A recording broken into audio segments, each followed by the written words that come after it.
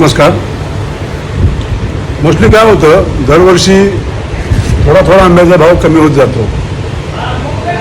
असं म्हणजे असं होतो. म्हणजे दरवर्षी लोक विचारतात, अरे शेठ यावर्षी आंब्याचा भाव कमी का नाही झाला? बघा, हे बघा, सगळे चारीच्या चारी आंबे चांगले आहेत, दिसतात तर चांगले आहेत, बरोबर आहे. हे दिसतात चांगले, पण हे चांगले आहेत नाही, बरोबर आहे. आता हा जर एखादा आंबा कापून बघितला ना, तर त्याच्यात तुम्हाला सफेद भाग दिसेल. हे बघा, हे असं होते. मग ते काय होतं, हा असा आंबा आपण गिऱ्हाईकाला नाही देऊ शकत.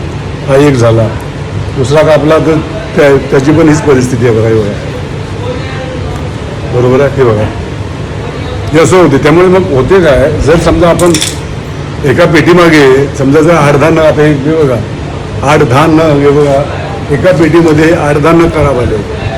मग किमतीची सांगडता आम्हाला घालावीच लागते ना. त्याच्यासाठी आपण काय करू शकतो, मग सांगड घालायचे म्हटले. आणि हे हे हे गिऱ्हाईकाला दिलेलं कसं, गिऱ्हाईक तुम्ही परत देणार आहे का?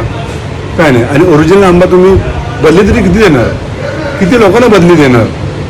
पेटीमागे जर डझनभर गेले, आणि हे सगळं क्लायमेटचं आहे. पेटीमागे जर डझनभर आंबे गेले तर तो विकणारा म्हणा किंवा शेतकरी म्हणा कुठून देईल?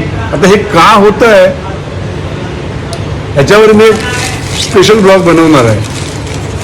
तुम्ही जर चॅनेलला फॉलो करत असाल किंवा यूट्यूबचं सबस्क्राईब करत असाल तर ते येईल, तुम्हाला कळेल.